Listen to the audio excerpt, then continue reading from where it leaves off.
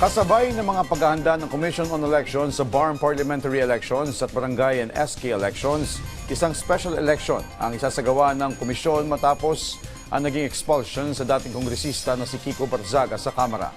Yan ang report ni RR Tubise.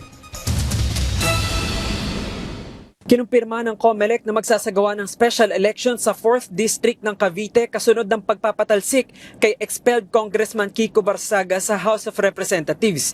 Ayon kay COMELEC Chair George Erwin Garcia, pinag-uusapan na ng komisyon ang paghahanda para sa halalan kabilang ang petsa at budget.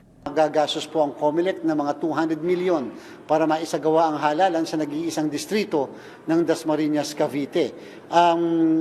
Diyan po kasi sa Dasmariñas, ang kabuuan ng mga ng voting population o yung botante ay 437,730. Posibleng idaos ang special election sa August 22 o 29. Target din ng COMELEC na huwag itong umabot ng September upang hindi bumangga sa BARM parliamentary elections at barangay and SK elections sa November. Aminado ang COMELEC na walang nakalaang budget para sa special election dahil hindi ito inaasahan.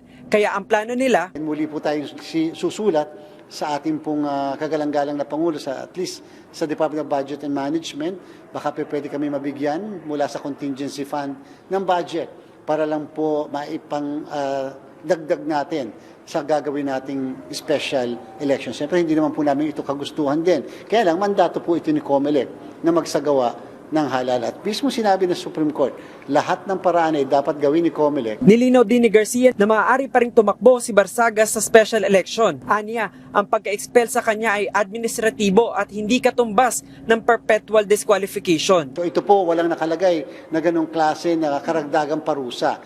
Kaya po, basta siya ay nag-comply sa age 25, natural-born Filipino citizen, marunong bumasa at sumulat. At the same time, siya ay yung sinasabing conviction ng crime involving moral turpitude, dapat po kinakailangan meron pong final judgment of conviction. Ibig sabihin, criminal ang nature. Ito po kasing expulsion ay administrative in character. Git pa ni Garcia, hindi na kailangang hintayin pa ng COMELEC ang formal notice mula sa House of Representatives para magsimula ng paghahanda sa special election.